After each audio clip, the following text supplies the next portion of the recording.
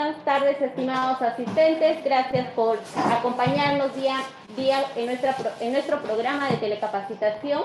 Para el día de hoy tenemos programado el tema de bioseguridad, para lo cual agradecemos por su buena gentileza al doctor Edgar Nesonsuk, que es jefe de la Oficina de Inteligencia e Información Sanitaria de la Gerencia Central de Prestaciones, quien el día de hoy nos va a compartir dicha información. Gracias, doctor, y le damos una bienvenida cálida. Buenos días con todos.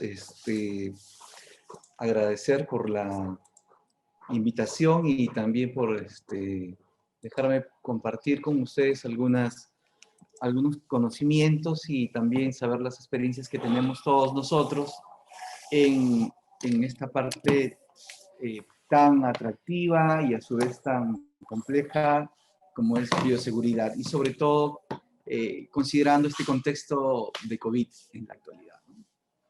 Empezamos. Mi nombre es Edwin Nesonsuk, soy jefe de la Oficina de Inteligencia Sanitaria, la Oficina de Inteligencia e Información Sanitaria de la Gerencia Central de Prestaciones. Comparto una primera imagen que es lo que se refiere a bioseguridad. Entonces, en bioseguridad no necesariamente es el tema de una sola persona, sobre todo en nuestro caso, como nosotros, como institución, como el Seguro Social de Salud, tiene que tener una mirada definitivamente multidisciplinaria. Esa mirada multidisciplinaria implica, como en esta imagen que estamos visualizando, la presencia de personal médico, personal de enfermería. En este caso les presento a un pequeño comité, que es el Comité de Bioseguridad y la Emergencia del Hospital Rebagliati, donde hay personal tanto de enfermería, personal médico, está la jefa del departamento, los jefes de ese entonces, personal de epidemiología, personal de ingeniería hospitalaria, de saneamiento ingeniería hospitalaria, hasta incluso personal de SILSA, que coordinan todas las actividades que se iban a realizar. Esta es una reunión días previos al inicio de la pandemia, cuando todos nosotros estábamos hablando de preparación, ¿no? Lo traigo a colación porque es importante tener esta mirada en todos a multinivel, ¿no? De todos lados, ¿no? Lo siguiente es que nosotros hablamos de actividades humanas, y estas actividades humanas implican ver qué tan seguras son estas actividades. Entonces nosotros podemos ver que tenemos actividades que son consideradas ultra seguras, como son los vuelos, como trabajar en ferrocarriles, en energía nuclear.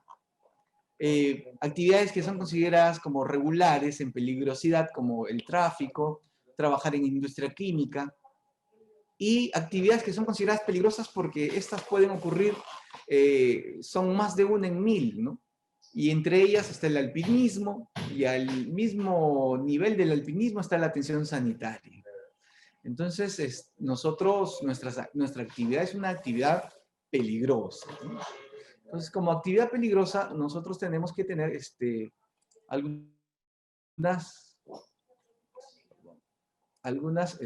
siguiente, por favor. Algunas características. Entonces, ¿cómo estamos?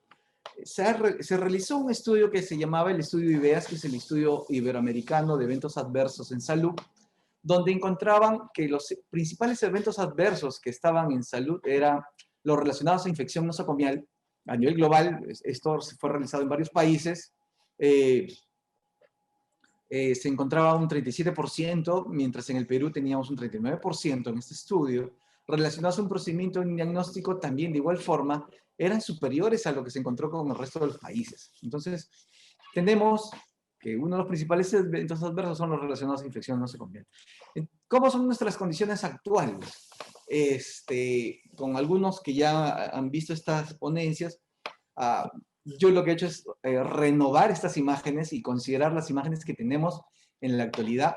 Tenemos una atención más compleja, como verán, he puesto algunas imágenes icónicas que salieron en los medios de prensa, como la atención del del padre Núñez del Prado dentro de un cubículo y con personal de salud, y esto hace más complejo, ¿no? El hecho de poder simplemente escuchar un latido o escuchar un murmullo vesicular, con todas estas características, desde ya lo hace complejo en este contexto COVID.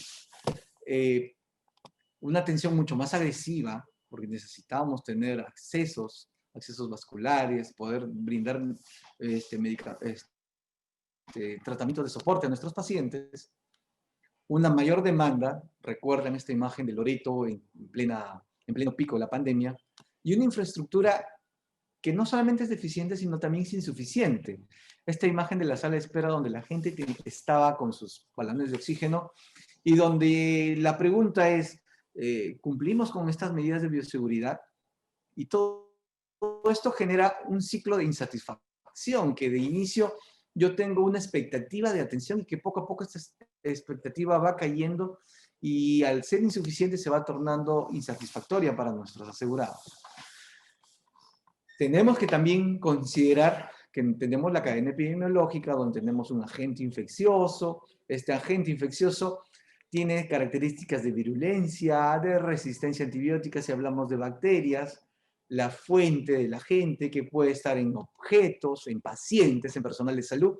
En esa portahistoria clínica que casi muy poca gente la limpia, en ese anexo del servicio que casi poca gente lo limpia, el personal de salud, conocemos personal de salud que cumple adecuadamente las medidas de bioseguridad, pero hay algunos que no. El modo de transmisión, cómo se transmite a través de contacto directo, a través de aire, a través de procedimientos.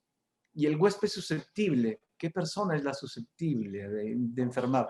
No solamente por COVID, estamos hablando de todas las infecciones que se pueden adquirir a nivel de los servicios de salud. Características tales como la edad, la comorbilidad, el estado inmunológico. Entonces, cuando hablamos de bioseguridad, ¿a qué nos referimos? ¿No? Definitivamente son medidas preventivas, es decir, hacer algo antes de que ocurra, ¿no?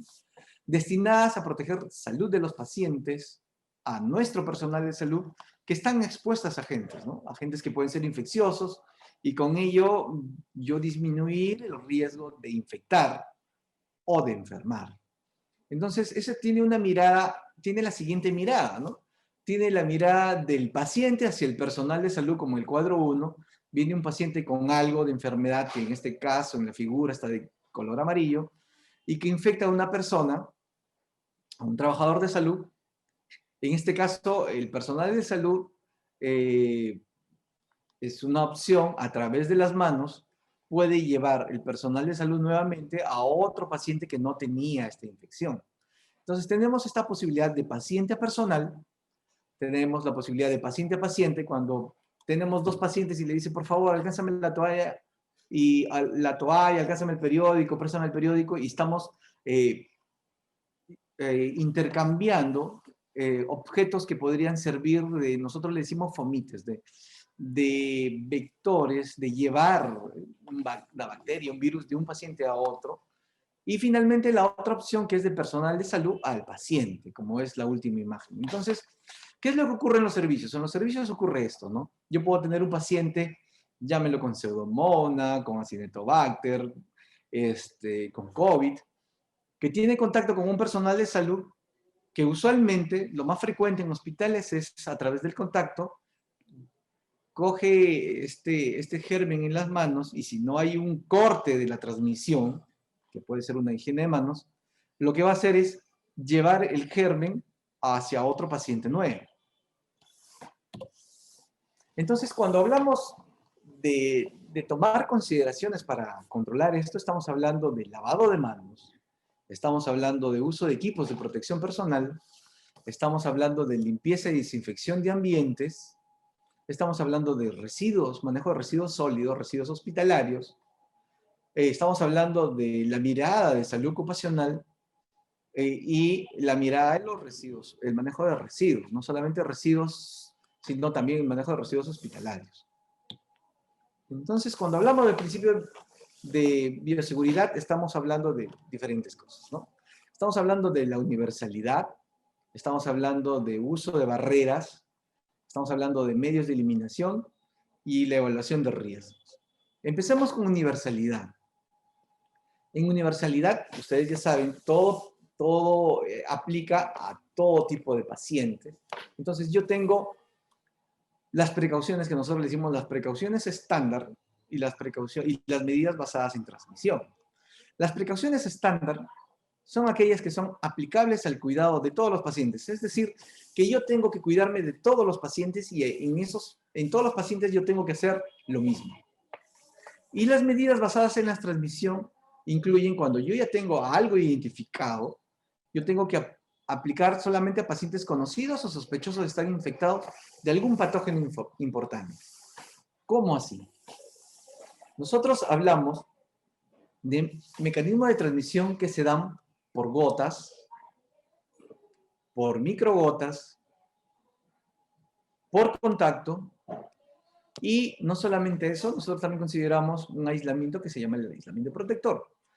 Gotas, ya es conocido por todos ustedes cuando tenemos enfermedades que son transmitidas por gotas, nosotros las tenemos identificadas con un color verde, unas cartillas de color verde, que van a generar un tipo de aislamiento y un tipo de situación que vamos a tener que considerar, actividades a considerar. Las microgotas, como podría ser el caso de la TB, está identificado en nuestros carteles, usamos los colores azules a nivel institucional y generan un tipo de aislamiento que tiene características muy diferentes al de gotas. Hablamos de gotas porque estas asumimos que no pueden ir más allá del 1,5 metros. De las microgotas hablamos de que estas pueden ir más allá del 1,5 metros. El aislamiento de contacto, identificado con color amarillo, que implica que yo puedo transmitirlo de dos formas. A través del contacto directo, es decir, mi mano directamente toca al paciente, o a través del contacto indirecto, a través de un instrumento o de un fomite que hace el ejemplo de un vehículo. Es decir, imagínense que el paciente, yo estaba atendiendo a otro paciente, no me higienizo la mano y después yo cojo el catéter venoso central de otro paciente, lo que he hecho es llevar una bacteria de un paciente enfermo hacia el catéter de un paciente que no estaba enfermo, ¿no? Que no tenía este bicho. Entonces, a nivel institucional nosotros manejamos estas cartillas. Una cartilla amarilla que es para transmisión por contacto. Esto ha sido distribuido a todas las oficinas de inteligencia sanitaria el año pasado, antes que iniciara la pandemia, donde tenemos varias cosas, ¿no? La primera parte, en qué consiste, quiénes deberían ser aislados y qué medidas específicas yo debo realizar. Porque yo puedo tener medidas como medidas administrativas, donde la jefa debe saber qué es lo que tiene que enterarse qué es lo que está ocurriendo en su servicio, o el jefe, las características de la habitación, el uso de equipos de protección personal, la identificación de los contactos, qué características debemos tener sobre equipos biomédicos, si debemos desplazar o no debemos desplazar a los pacientes, si deben recibir o no deben recibir visitas, si el personal debe ser un personal exclusivo o no, cómo debería ser la limpieza, cómo deberían ser los residuos sólidos y cómo se debería desinfectar la habitación. Entonces, eso está determinado para transmisión por contacto, la transmisión por gotitas en color verde y la transmisión por aerosoles. Si bien es cierto, son unas cartillas como tipo de productos que podrían ser mejorables en el futuro, pero ya nos están dando una idea de cómo actuar. Esto nosotros, como les repetía, han sido ya repartidos a las diferentes redes y si hay necesidad podríamos a través de la doctora Chens poder compartirles los formatos, las cartillas también para que ustedes puedan tenerlo. Entonces,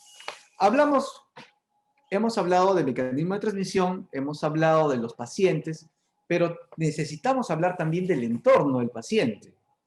Entonces, vemos en esta imagen de color rojo donde yo tengo un paciente y a 1,5 metros de él, yo asumo que el germen que tiene el paciente está distribuido en todo aquel objeto que está alrededor del paciente.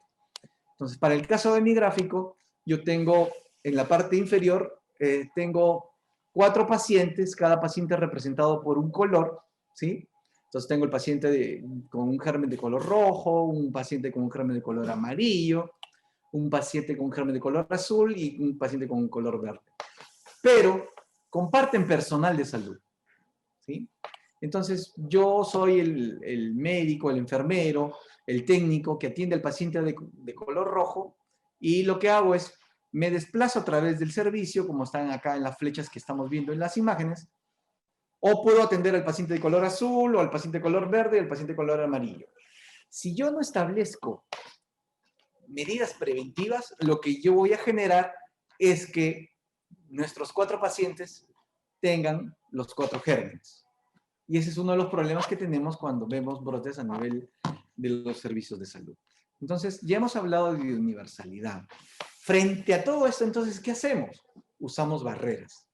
¿Qué barreras tenemos? Una de ellas, y la principal diría yo, y que sigue siendo válida en el entorno COVID, es la higiene de manos, el lavado de manos, si es que tienes, sería lo ideal si tienes acceso a agua, si no, y si tu mano está visiblemente limpia, el acceso al alcohol gel. Usar guantes, que no es sinónimo, por eso están en formas diferenciadas. El lavado de manos no es sinónimo de usar guantes. No por el hecho que yo use guantes implica que yo no puedo contagiarme de algo, porque el uso de guantes lo que me ayuda es a aislarme para ese paciente, y es por un corto tiempo. Si yo utilizo más allá de un tiempo, lo que voy a hacer, y manejar a varios pacientes con el mismo par de guantes, lo que voy a hacer es, como les mostré en la gráfica, llevar los gérmenes a todos los pacientes, el mismo germen a todos los pacientes. Entonces tenemos equipos de protección personal como la bata, como la mascarilla quirúrgica, el respirador N95, el respirador N95, los protectores faciales, los goggles, los lentes y el uso de guantes, ¿no? Entonces yo puedo tener protección corporal, protección ocular, el uso de mascarillas, el uso de guantes. Entonces, estos equipos de protección personal nos sirven a nosotros como parte del uso de barreras que tenemos, ¿no? Pero este uso de barreras debe ir de la mano a saber cómo nos colocamos y cómo nos retiramos. Entonces, eso implica que yo debo tener y debo conocer un orden, cómo colocarme o cómo retirarme. Este orden, esta colocación va a depender mucho, mucho de en qué servicio estoy y qué tipo de riesgo estoy enfrentando. Entonces, esto a su vez implica que en algunos hospitales, en este contexto COVID, han determinado a una persona adicional, que podría ser un compañero con el que entran a trabajar, que sirva de supervisor, de mirador, de visor, de que mi compañero se está colocando adecuadamente o se está retirando adecuadamente los equipos de protección personal. Entonces, he colocado acá el cuadrito solamente para recordar un poco cómo se coloca y cómo se retira. Entonces, nuevamente, principios de bioseguridad, la universalidad, el uso de las barreras, ya les dije, no es igual el lavado de manos que el uso de guantes, y que necesitamos también adicionalmente a eso saber que estas barreras tienen una forma como colocarse, un orden como colocarse y un orden como retirarse. El otro principio son los medios de eliminación de material contaminado. Entonces, cuando hablamos de medios de eliminación de material contaminado, estamos hablando de 3 colores. Una regla de colores donde utilizo el color rojo, el color negro y el color amarillo. El color rojo definitivamente es un material contaminado que está relacionado con desechos como tipo sangre, secreciones, drenajes. El color negro, que es un material común, con papeles, cartón, botellas. Y el amarillo, que son materiales especiales como desechos radioactivos o medicamentos vencidos.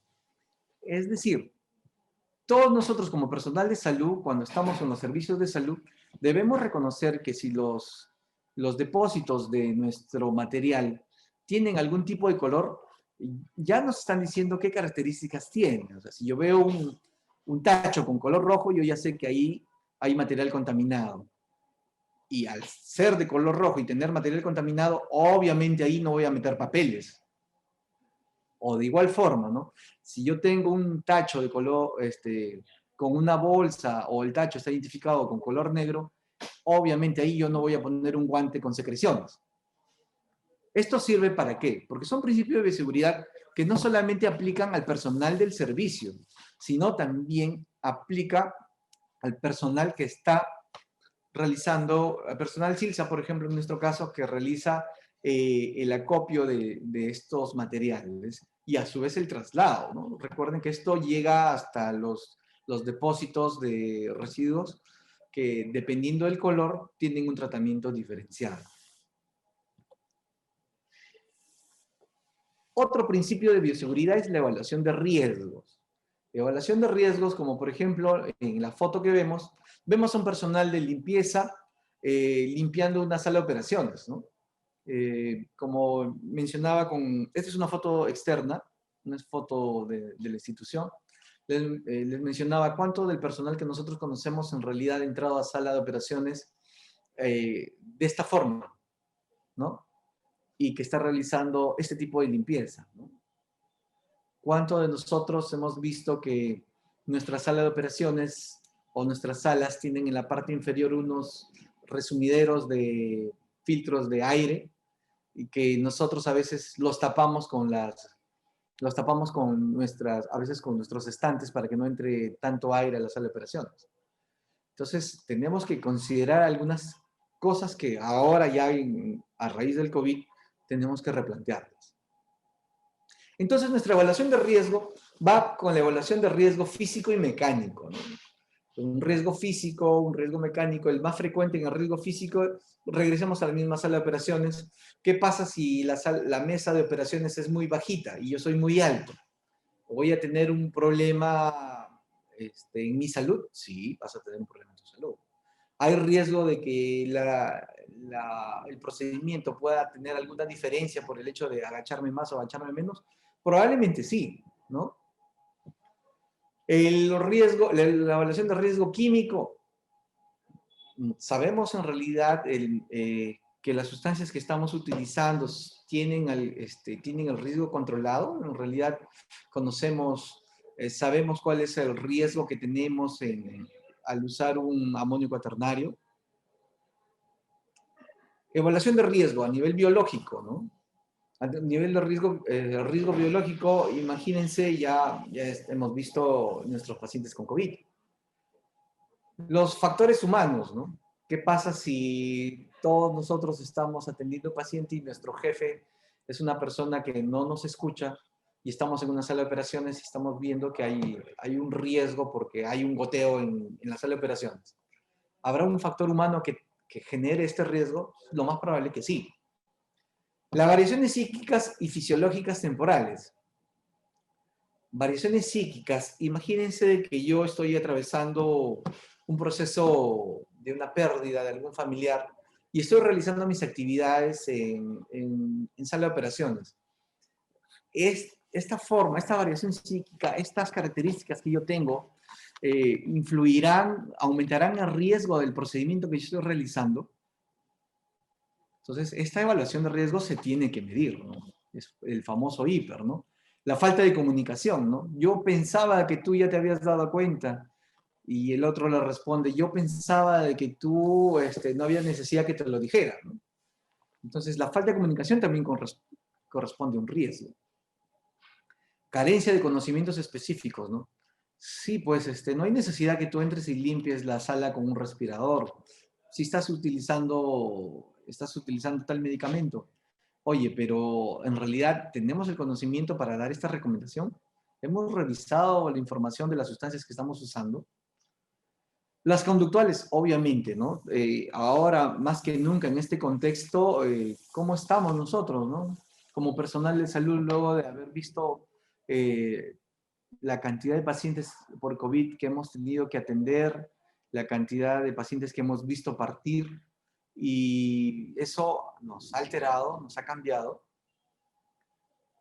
Otro riesgo es el intrínseco al trabajo, definitivamente, ¿no? Yo soy personal de limpieza, soy personal SILSA, y yo soy el que limpia todo el hospital, ¿no? Y me han designado este mes a limpiar el área COVID. Y otro riesgo principal también es la organización, cómo está organizado el servicio. Es por eso que es importante que se haga la evaluación del IPER y que considere todo este tipo de riesgos que podrían estar en cada uno de los servicios. Entonces, cuando yo hablo de riesgos, yo veo la atención y veo señalética de algún color y así como hablamos de los residuos, también hablamos de la señalética y los riesgos. Entonces vemos colores amarillos, vemos colores azules y vemos colores rojos. ¿Qué significa? El color rojo significa una prohibición o que tienes material que puede ser preventivo. Ustedes si han visto los extintores están en color rojo, que tiene que ver con la lucha contra incendios. El color azul, que es el uso obligatorio, con este caso uso obligatorio de protección ocular, que ustedes probablemente lo hayan visto en aquellos edificios que están en construcción y todas las indicaciones están de color azul, ¿no? Es obligatorio el uso de casco, el uso de botas, etc. El amarillo, que es un riesgo de peligro, y el verde, que es una información de emergencia, ¿no? Entonces hemos hablado de peligro y hemos hablado de riesgo. Me interesa en este gráfico que solamente vean peligro, la palabra peligro y la palabra riesgo. En la palabra peligro estamos viendo unas aletas de tiburón que están dando vueltas. Ese es un peligro, ¿no? ¿Cuándo se convierte en riesgo? En el riesgo se convierte cuando yo tengo a alguien que está expuesto a este peligro, ¿sí? Entonces vamos a ver. Cuando regresemos a nuestro grafiquito, estamos viendo el grafiquito de peligro, estamos viendo el grafiquito con riesgo. Entonces, ¿qué hablamos? ¿Cuándo hablamos de peligro? Cuando está relacionado a la fuente, donde está, a la situación, que es lo que se está, que es lo que es, donde estoy. No es lo mismo estar en una unidad de cuidados intensivos, en una sala de operaciones, o en una emergencia, o atendiendo una emergencia en la cochera de un establecimiento. Y el acto, ¿no? ¿Qué es lo que voy a realizar? Entonces, el peligro es un potencial de generar daño en términos de daño humano, ¿no? Deterioro de salud de ambos. Entonces, este es el peligro, ¿no? En este caso tenemos una fuente que es nuestro mar, una situación que tenemos que es nuestros tiburones en este mar, y el acto que va a ser el acto de nadar, que probablemente se tenga que hacer, ¿no? Y hablamos de riesgo cuando ya ponemos a esta persona en el mar, y el riesgo yo lo mido y es el resultado de dos características: de la probabilidad que ocurre el evento versus la severidad con la que ocurre el evento. Y eso genera el riesgo. Entonces, frente a riesgo y peligro, ¿qué hacemos? Tenemos una jerarquía de controles. ¿Qué significa una jerarquía de controles? ¿Cómo yo voy a tratar de controlar esto? Nuestra situación actual es esta pirámide que nosotros tenemos, donde está prohibiéndose, que nosotros le hemos puesto en rojo porque no debería ser. Esta es la situación actual. Tenemos mucho rojo y poquito verde. ¿Qué significa el rojo y qué significa el verde? El rojo son equipos de protección personal, que es lo menos efectivo, y el más efectivo es eliminar el peligro, ¿no? Entonces, ¿cuál sería nuestra situación deseada?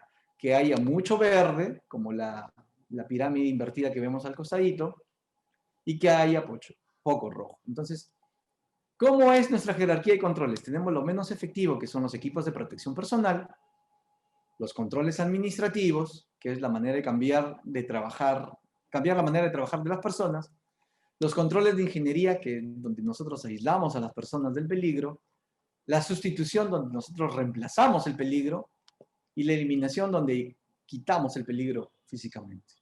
Entonces nosotros estamos en esta situación, en la situación actual, que tenemos que eliminar y que tenemos que pensar cómo replantearla. Eso quiere decir que necesitamos mirada administrativa, mirada de ingeniería, sustituir el peligro y eliminarlo. Entonces, doctor, no entiendo. Hasta ahora no entiendo qué es lo que quiere decir. Entonces, regresamos a nuestro dibujo. ¿Qué significaría eliminar el peligro? ¿Cuál era el peligro? El peligro era tener a los tiburones. ¿Cómo elimino el peligro? Retiro los tiburones. La otra forma, ¿cuál sería? No eliminas el peligro, pero sí lo sustituyes. Entonces, cambio los tiburones y los cambio por delfines. O rediseñas el proceso. ¿Cómo rediseñas el proceso? Lo que hacemos es quitamos la mandíbula del tiburón. La otra forma, ¿cómo podemos enfrentar o controlar esta jerarquía de controles? Es separar el peligro a través de resguardos o barreras. Entonces, ¿qué hacemos? Al tiburón lo metemos en la cárcel. O introducimos controles administrativos. Oye, ¿sabes qué? Te pongo en esta fuente, antes que te metas, te pongo un cartelito donde dice peligro, tiburones. Y así no puedo hacer nada de esto, ¿qué hago? Te doy un equipo de buceo de metal, de tal forma que cuando te muerda el tiburón, no te lesione. Entonces, esta jerarquía es esta de acá, ¿no? Eliminas, cuando sacamos a los tiburones y pusimos delfines, sustituimos, eliminas cuando retiras a los tiburones, sustituimos cuando los reemplazamos con el delfín, los controles de ingeniería cuando pusimos a los tiburones en una jaula, los controles administrativos cuando pusimos el cartelito diciendo que había tiburones, y los equipos de protección personal cuando les dimos este equipo de metal, ¿no? Entonces, esa jerarquía es la que tenemos que considerar. Entonces, nuevamente, regresamos entonces al término de bioseguridad y hablamos de que a veces, cuando hablamos de bioseguridad, se nos escapan las cosas, ¿no? No podemos controlar el peligro, no podemos controlar el riesgo, nuestros mecanismos de transmisión han fallado y generamos un brote. Entonces, cuando tenemos un brote o tenemos circulación de una infección dentro de un servicio, yo tengo 3 cosas que ver en un estudio de tal magnitud, que es lo que hacen los de epidemiología, los que hacen inteligencia sanitaria. Establecen mecanismo de transmisión. ¿Cómo se transmite? Oye, se transmite por vía gotas, microgotas, por contacto. Estableces la fuente, ¿en dónde está este bicho?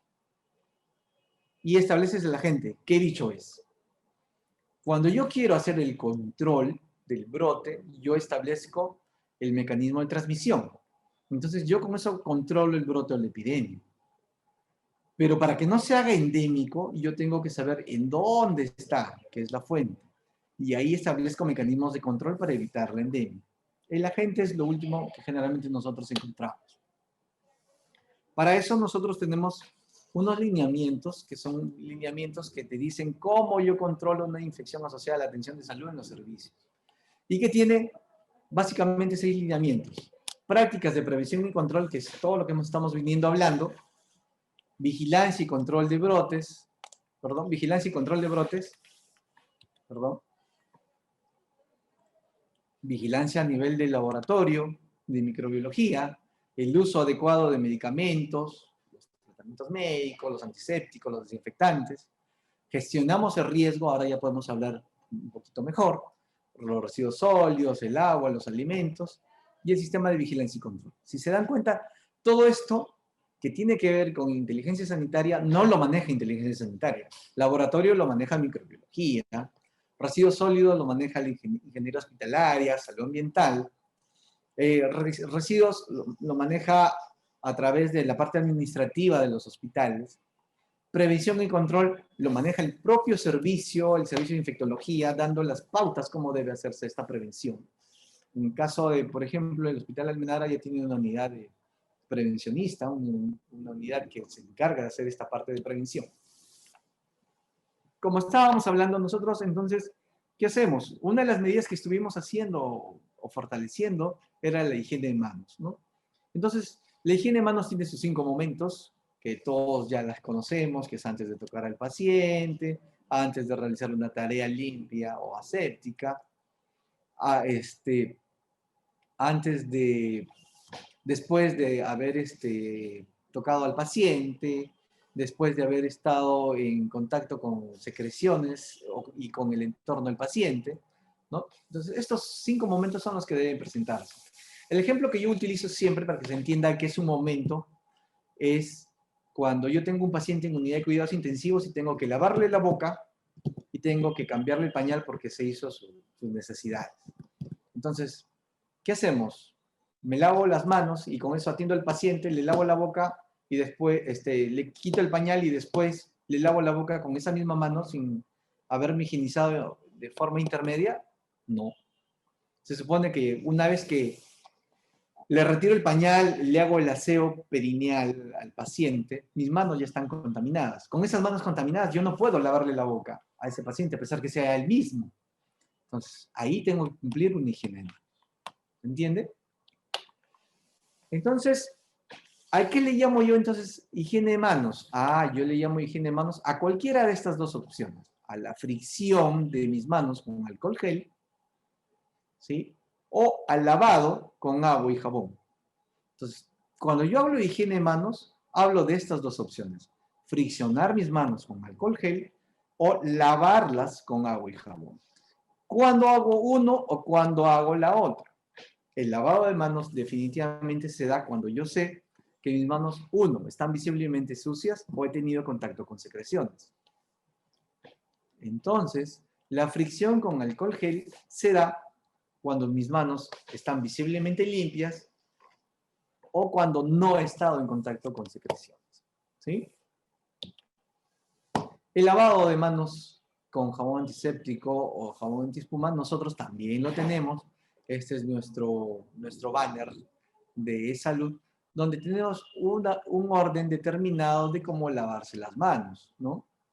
Es primero palma con palma, después es dorso con palma, el entrelazado de dedos, los nudillos, el dedo pulgar, luego las uñas y cutículas, finalmente nos enjuagamos, una toalla para la mano derecha, una toalla de papel para la mano izquierda, y con la segunda toalla de papel cerramos la cañería. Después vamos a hacer un repasito rápido, pero ese es el orden. ¿Qué nos olvidamos? Usualmente nos olvidamos mojarnos la mano. Y ese es el principal problema. ¿Qué nos olvidamos? Nos olvidamos algunas áreas de la mano que no las refregamos. ¿Y qué nos evalúa su salud? Nos evalúa los pasos. Entonces nosotros hemos ideado lo que nosotros decimos una historia de amor, que después ojalá nos alcance tiempo para contarlas, para poder recordar el orden de los pasos. Doctor, ¿y la fricción con base alcohólica cambia? No, no cambia, excepto en el que te mojas la mano y te secas la mano.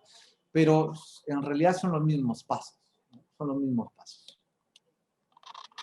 ¿Qué áreas son las que nosotros nos olvidamos, ¿no? Nosotros nos olvidamos, como muestra la figura, estas áreas verdes más oscuras. A más oscuro, más frecuentemente te olvidas. A menos oscuro es la que menos frecuentemente te olvidas. Si se dan cuenta, los interdigitales son las áreas que nosotros usualmente no nos lavamos adecuadamente o no nos retiramos la superficie, el jabón o la sustancia que estamos usando, ¿no? Cuando nos lavamos, ¿no? Y eso a su vez genera las clásicas dermatitis que tenemos, ¿no? Y lo otro que también debemos conocer es cómo retirarnos y cómo ponernos adecuadamente un respirador N95, ¿no? Esta es una toma del CDC, cómo debemos sostener el respirador con las ligas hacia abajo para posteriormente luego poner primero la liga que va debajo de las orejas y luego la liga que va por encima de las orejas. Después, nuestro siguiente paso es, con las dos manos, ajustar el metal que va en la parte superior, ¿sí? Y después revisar si está ajustada adecuadamente, ¿sí? ¿Cuáles son los principales problemas que tenemos? Ustedes habrán visto que la liga va una debajo de la oreja y una encima. ¿Por qué? Porque lo que tiene que generar es un sellado adecuado. Debes sentirte como que te estás ahogando. Doctor, yo no me siento como que me estoy ahogando. Ah, entonces el sellado no es adecuado. Por tanto, tu respirador no está funcionando. Entonces, ¿qué tengo que hacer? Primero, verificar que a través de salud ocupacional puedan realizarse las pruebas de ajuste. No se están realizando, entonces tenemos que comenzar a pensar y comenzar a realizarlas.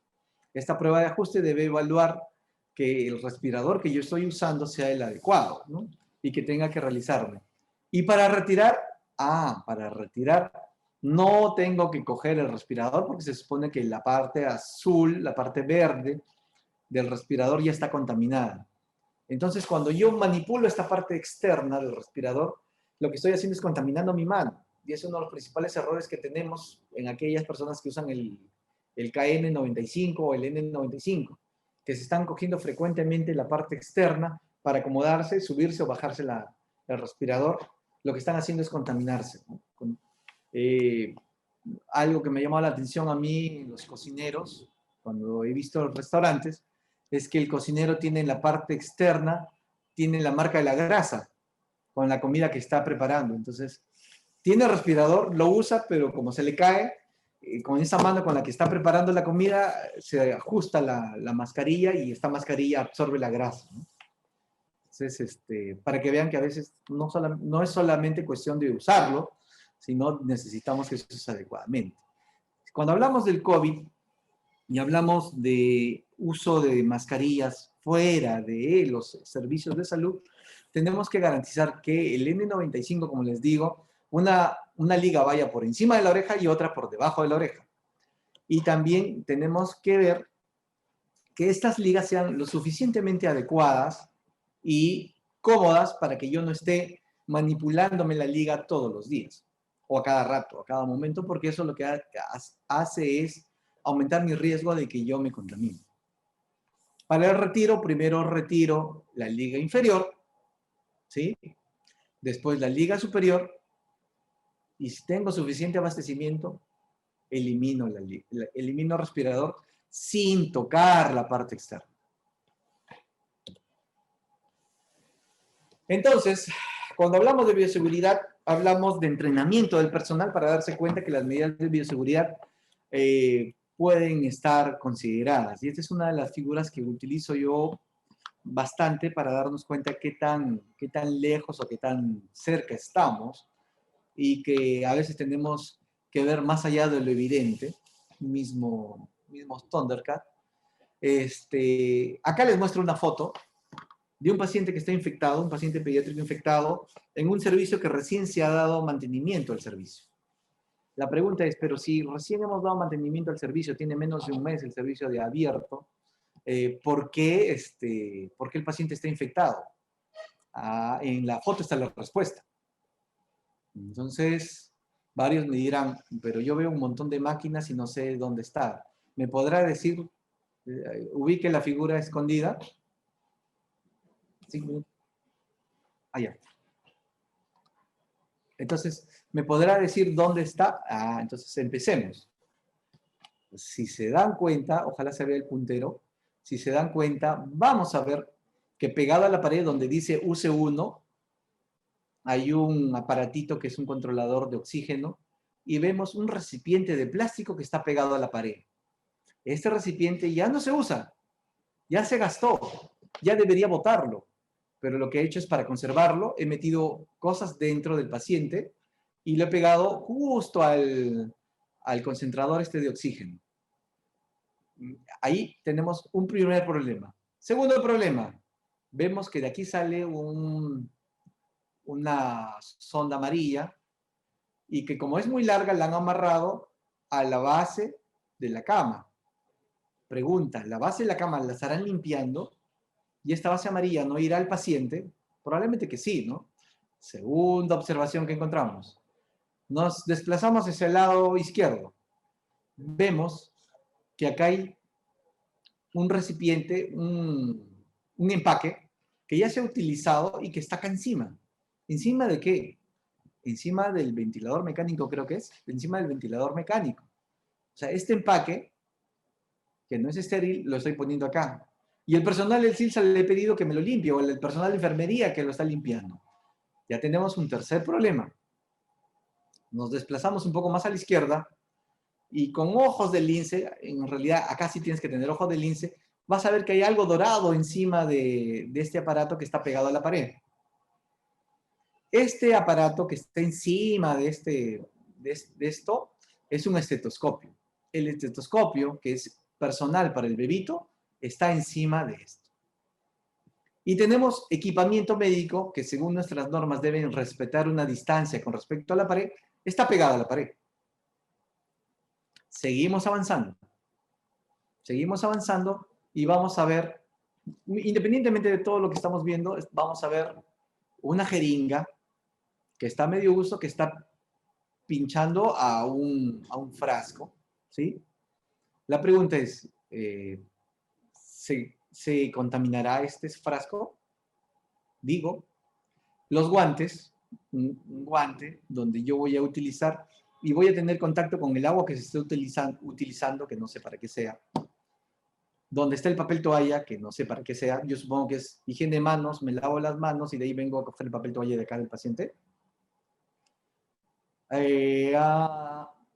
No se ve muy bien, pero acá, en esta parte de por acá, hay acá está, un termómetro de mercurio, cuando ya estamos con lo de Minamata, y estamos usando un termómetro de mercurio para un bebito. Vemos inhaladores, vemos un biberón y vemos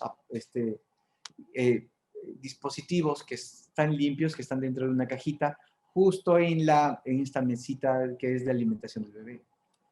Si tienen más ojo de lince, van a ver una cartilla que está pegada con un esparadrapo encima de la baranda. Y al costado ven una tabla donde se ponen los registros del paciente y está enganchada en un gancho que está oxidado. Entonces, la pregunta es, ¿limpiarán la baranda? ¿Limpiarán la cama? ¿Qué creen? Yo creo que no. Porque si no, estuviera mojada la cartilla, no pusieran la baranda. Y esta baranda oxidada, esto no generará gérmenes acá. Miren qué cosas es lo que tenemos que tener en cuenta cuando estamos haciendo una mirada en bioseguridad. Y lo otro, no asumir en bioseguridad que las cosas que ustedes están viendo se está cumpliendo. Esta es una foto que he tomado de otra presentación de la licenciada Elizabeth Jara del Hospital Castilla, de un recorrido que había hecho a otros hospitales, donde vemos los frascos. Acá vemos el betagen que nosotros usamos, ¿no? Frasquito que están en frascos que están en este tipo de almacenamiento, que se almacenan en estos frascos, que se diluyen en estas tapas que están volteadas en este frasco oxidado y que es llevado a través de estos baldecitos a los servicios que van a limpiar estas camillas. Entonces, ¿qué necesitamos? Necesitamos definitivamente un trabajo en equipo, ¿no? Este es un banner antes de la época prepandemia, donde teníamos identificados al personal de salud y ahí estaban sus nombres de cada uno, ¿sí? Donde le decían, lávate las manos, que era, ya, no, tenemos un montón de cosas que se necesitan hacer. Empecemos por una. Entonces, empecemos por lavarte la mano, ¿sí? Entonces, identificamos y necesitamos que todos empujen hacia el mismo carro, ¿no? Que nos demos cuenta qué cosas necesitamos y qué cosas necesitamos cambiar. Y que esta es una mirada multidisciplinaria, definitivamente, ¿no? Eso sería lo que quería compartir con ustedes. Espero no haberme excedido del tiempo y